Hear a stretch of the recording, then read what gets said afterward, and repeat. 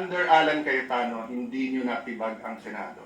So kung sino man, if I continue or may papalit sa akin, okay? Ulitin ko ha, during my watch, hindi nyo natibag ang Senado.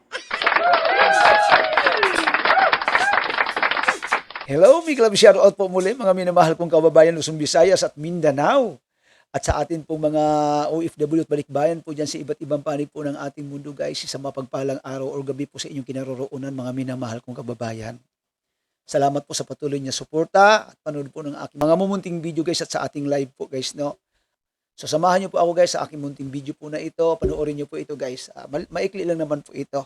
Ating binibigyan lang ng reaction guys itong ating napaka galing isang demonyong nagkatawang tao guys na SP President guys ngayon na si Alan Peter Cayetano guys, no. Panoorin niyo po ito guys yung kanyang kayabangan kung paano siya in-interview po ng media at may pagalit-galit pa di umano siya at sinasabi niya na kung siya daw, kung kayo po ba ay papasukin ng magnanakaw o inaatake sa inyong bahay ay ng may mga armas, ay hindi po ba kayo magpapaputok o magbibigay ng warning shot kung kayo may baril? Pero ang nangyari guys, sinupalpal siya dito sa CCTV, inilabas po, ni-report po ng ating mga law enforcement guys ng ng DILG Secretary at ni Chief PNP General Nartates. Yan. So panoorin niyo po ito, maikli po nating video na ating pong inedit. At kayo na po ang bahalang humusga at kung paano rin po siya sagutin po, na supalpalin po ng ating NBI Director na si Attorney Melvin Matibag. Okay, panoorin niyo po mga minamahal kong kababayan. Kailangan makita nila may gobyerno dito. Ayaw, di ma. So, ang message ko sa NBI, hindi nyo natibag ang Senado. Under Alan Cayetano, hindi nyo natibag ang Senado. So kung sino man, if I continue or may papalit sa akin, okay? Ulitin ko ha, during my watch, hindi nyo natibag ang Senado. Now, kung if I remain or kung papalitan ako, sana hindi matibag ang Senado. The Senate is a target, di ba? Because we are the last line of defense sa pagdating ng hindi impartial na impeachment. We're the last line of defense sa budget. We're the last line of defense sa charter change. We're the last line of defense sa kung meron gustong yumura o sumira sa ating democracy. I'm not saying we, the Senate, but leadership matters. Di ba? So, dun sa nagsasabing take responsibility, kayo pumasok dito, kayo na maril tapos kami pagre-resign ninyo. Dapat kayo mag-resign. Di ba? Pati yung mga ibang nagsasabing take responsibility for the shooting here. I take responsibility for my reaction. Di ba? So, kung mamato ako dito, batuhin niyo ako pabalik, kayo magre-resign. Ako namato The one who takes, you take responsibility for your action. So I will take responsibility for my reaction, how I handled everything. But I cannot take responsibility for them shooting at us. Confirmed na, may gunpowder yung hinuli. Sa loob ng Senado hinuli yun Until this time, may nagsasabi sa Pangulo na ang NBI daw nasa GSIS, wala daw dito sa loob. At hindi daw nagpaputok. So makikita mo, there's a lying all over, going around.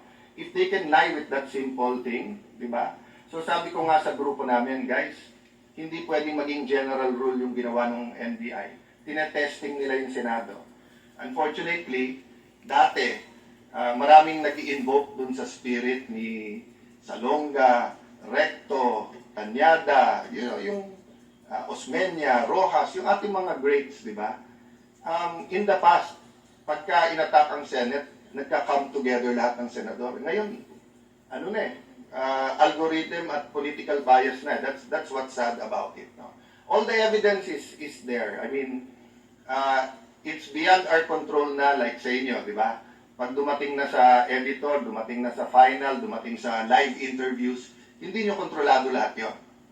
Pero yung personal experience nyo at personal testimony nyo, meaning, pag tinanong kayo ng kapatid nyo, anak nyo, pag uwi nyo, ano ba talaga nangyari? Eyewitness din kayo Diba? So, yun din ang ano ko sa inyo. Kung eyewitness kayo and you think I did wrong, I won't take it against you for calling for the resignation. But if you are telling me na kontrolado ko yung NBI, so dun sa nagsabing scripted, di ba?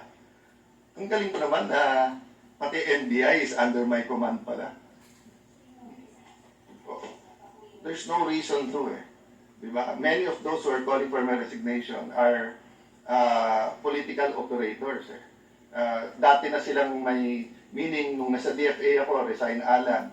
Nung nasa Speaker's Office ako, resign Alan. Nung minority leader ako, resign Alan. Nag-ano lang ngayon, nag-echo lang ngayon dahil nga sa mga pangyayari. But for me, it's concerted effort from day one to get me out because they want someone they can control. The only thing I promise the 13 is I follow God. Diba? And, you know, following God is easy if you know exactly what He's telling you to do, diba? At dito naman po guys kung paano po siya sagutin po ng ating NBI Director Melvin Matibag. Panoorin niyo po. Bakit gusto ba namin tibagin yung Senado? Gusto lang namin ipatupad yung batas, ano? Saka, it's not about Senator Alan Peter Cayetano. It's about the Senate and the judicial system. So, okay lang naman yun. Hindi. May para pa kayo tibagin yung Senado. Wala naman.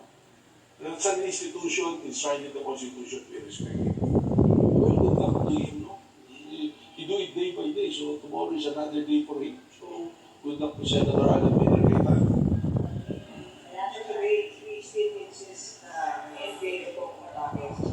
Well, malinaw naman yung kwento, nangyari yung barilan doon sa GSIS. At nandun kayo. So, sabi ko nga, this is an ongoing investigation already of DOJ and Office of the Ombudsman will submit it. And yung mga video nyo mabas, nakita nyo naman eh. Umami naman na mismo si General Mao na siya nagpaputok na una. Hindi ba nakataka ba ng NBI yung security na hindi ng GSIS at ABN? Hindi naman to security, hindi naman matakataka rin dahil kasama naman na sila sa ito enforcement dyan eh. Doon na kasi may presence na kami doon Monday, the coordinator. So they feel comfortable with the NBI. Siguro na saying na hindi sila comfortable with the PNP. Siguro at saka yung PNP are busy already maintaining this capacity.